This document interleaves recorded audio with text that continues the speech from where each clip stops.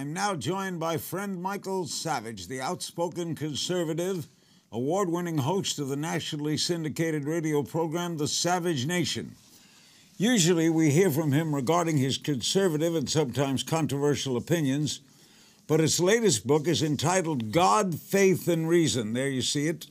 Ventures into a different territory, his religious beliefs. The book is out now and available, including for download. And Michael Savage joins me via Skype. Before we talk about this extraordinary book and much to discuss about it, Michael, how could you, a longtime conservative, a devout person, a man of high moral values, how could you support Roy Moore? I'm not answering the question because I don't live in Alabama. I'd leave it to them. Well, I'll answer. No, if you lived there, would you vote for him? I will answer the question generically. I thought we lived in a land of laws, and I believe whoever is accused has a right to a day in court, and that applies to Al Franken. That applies to Conyers. I've said this for weeks. This is a witch hunt. It could hit you. It could hit me. What? We're living now in the French Revolution where someone says, I accuse you and your life is ruined. If we don't stop this, everyone will be destroyed by it. Hey, maybe there's a lot of guilt there. Maybe there isn't.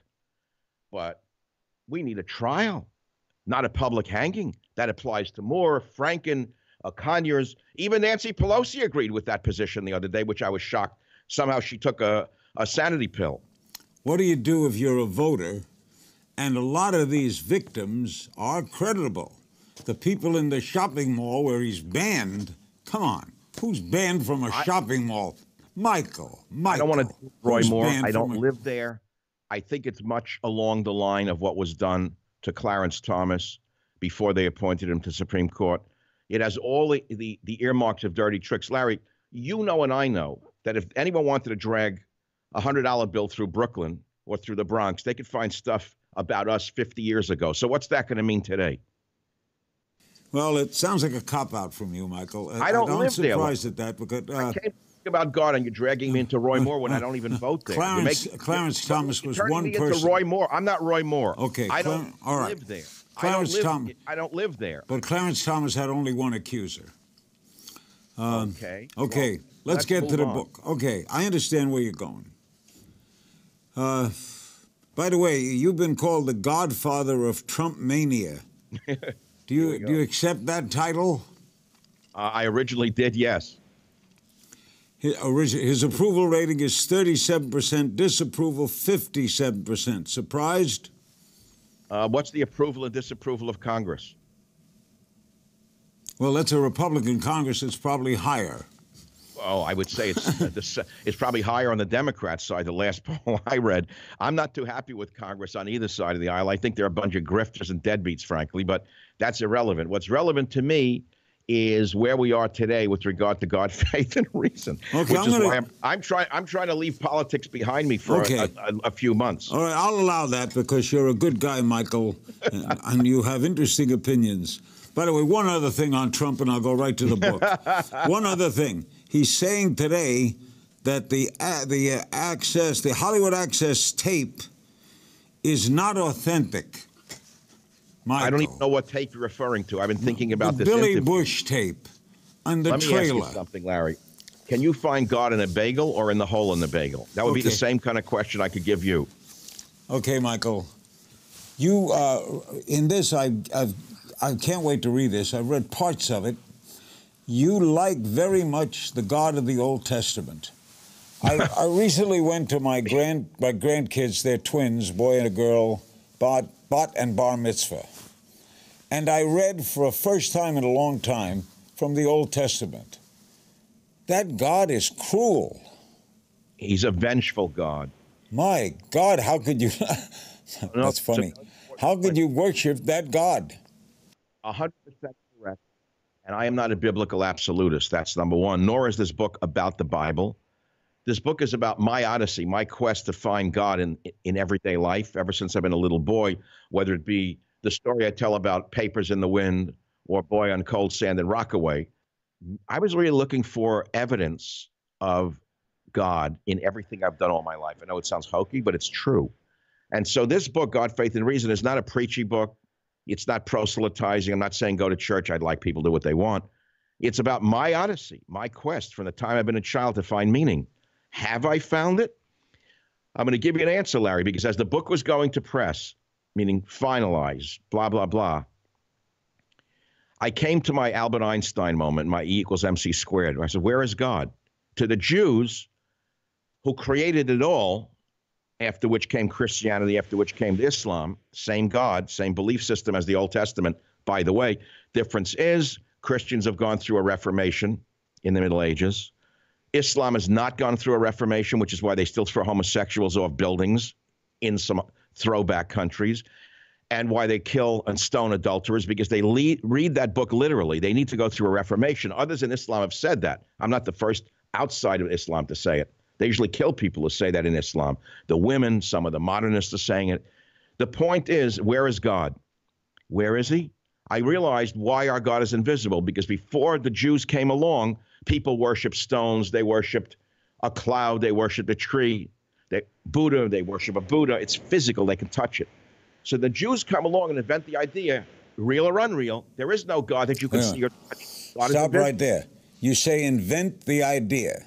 Mm-hmm. If they invented the idea, then God is an invention of a pretty smart group of people. But I did that for your audience, because your audience is largely Hollywood, cynical. They don't believe in God. Believe me, I have very intelligent, successful people in my family who can reason really hard. They say there is no God. So I had it over the Thanksgiving weekend with my adult son, who is as pragmatic as they come. And he doesn't understand how I can believe in such things. So I said, Russ, I'll ask you, how can you? I'll explain it simply. First of all, let me explain. I have a doctorate in a real science. I want to say that so that people understand I'm not just harebrained, don't know what I'm talking about. I'm a super logical mind. But Einstein, in his later years, Einstein, held up as one of the great minds of all time, said that the more he studied the perimeters of the universe, the more he realized there had to be a grand creator. It couldn't have happened by accident. Just to put that aside, I'm not Einstein, but that's what he said. He's not this atheistic hippie, apropos of the posters in the college campuses with the tongue hanging out and the big hair. He was actually a believer. So how can I believe? Here's how I believe. I think God created it all of it, created by God. But he doesn't control our everyday activities. He doesn't control it, or else I don't want to believe that God punished 6 million Jews in the Holocaust. Then I have to believe he's an evil God. I don't believe he punishes the children in the cancer ward. I have to believe he's an evil God. I believe there's chance and free will. He creates it all, created it all. The rest is up to chance and us. That's easy to say. But you also said that the God of the Old Testament was vindictive. He was. So how could you like him? Who said I have to like him? He has to like me. He doesn't worry about me. I have to worry about him. I don't control what he does. See, I'm not that egocentric that he cares whether I like him or not. I care whether he likes me, because at the end of my life, I'm not going to face me. I'm going to face something else. That goes for you and everyone else listening to this show. We don't know what's waiting for us. We can be tough guys our whole life. You know, they say there are no atheists in a foxhole. We've heard that 1,000 times. How many atheists are there in a cancer ward in stage 4? I would like to know that answer. You have to believe in something, as my mother said to me 100 times when I asked as a child, does God exist? And she would say, we have to believe in something. So you say, oh, it's a fairy tale. God, faith, and reason. You start with reason. Reason moves us to faith. Faith moves us to God. You say reason doesn't lead us to God. Yes, it does. What else can reason lead us to? That it was created by Cecil B. DeMille? How do you know? First of all, there's obvious thing here with faith. You can't argue faith, nor can you prove it. I don't want to prove it. That's not my job. My book, God, Faith, and Reason, is about my quest to find God. And I finally discovered in writing the book, for all the years I've been searching since I'm a little kid. Can I tell an anecdote? 5 years old, Bronx. A Jewish newspaper is blowing down the street on Longfellow Avenue. It was in Yiddish. I didn't even read the language. I thought it was a holy grail. This little kid ran down the street in the wind, picked up all these sheets of paper, brought home the bundle in my hand. I said, Ma, look, I saved all these holy pages. She said, it's okay, Michael. It's just a newspaper. I didn't know what it was. So I've been always searching for some answer, Larry. I don't have the answer. I have the search. And that is the mystery of my book, which is that the search is the success. The search is the finding. that is a Kabbalistic viewpoint, if you want to put it in a common parlance. It's also a mystical Jewish viewpoint, which is that the search is the success. How can we have a firm proof for something along these order, which no one has ever been able to prove through the history of mankind? But does that mean all the people who believe are morons? No, but if it's a search, that doesn't mean it's a find. I'm not saying it is. I'm saying this is my search. So it's still going on. There's a chapter in there, Conversations with a Jewish Gangster. This man had 8 bullets in him. This was one of the bad ones. You probably know him. He died a number of years ago. He came on my radio show. He said, I got shot 8 times. I was dying of sepsis in Corcoran prison. He said, I found God when he broke me. He said, I only found God when he broke me. I couldn't believe what he was saying. This guy's as tough as tough as they come. Knifed, stabbed, shot. No one could break him. He said, when I was broken and almost dead, I found God. He said, God wants to break us, the tough ones, in order to have us find him. So I pray I don't have to go there, Larry. I'd rather find him before I'm broken. I can't make the leap to think that I'm going somewhere when I die, that this is all, there's some great plan, and there's somebody looking out over me. I can't make that leap. I respect those who have it. I can't make it. Okay, then you and I are the same in some way, but in some ways we have different beliefs. You have reason, good reason, and you're a pragmatic man who's gotten far in life through your reason. But your reason fails you at a certain point because you can't figure it out. No one can. That's where faith comes in. Now, I've met people with medical degrees, PhDs, geniuses, who on both sides of the aisle, some don't believe in anything. One is an MD, PhD friend, the physiologist, neuropsychologist says, Michael, come on, stop with the God stuff. He said, when we die, the electrical energy stops and we're dead. I said, I don't believe that. I said, when we die, electrical energy stops in our brain. Something's dead, but our soul is not dead. He said, there is no soul. I said, well, speak for yourself, Harry. Maybe you have no soul. I do. Mine is eternal. I believe we are going to be judged and we're going to be paid off in the next world. Now, am I right or wrong? How do I know? But I'm gambling, Larry. I'm gambling. Here's my gamble. My gamble is that there is a judgment day and there is another world.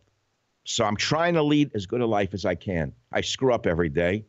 Had a lot of anger over the Thanksgiving weekend. The family yelling, screaming, still in the Bronx. Can't help it. Michael, I want to give you an invitation. Anytime you're ready to come here to Glendale, California, in the suburb of Los Angeles, we will do a whole half hour on this, and I will read the book in the meantime. We'll get right into it. Thank you, Michael. Larry, always a great pleasure.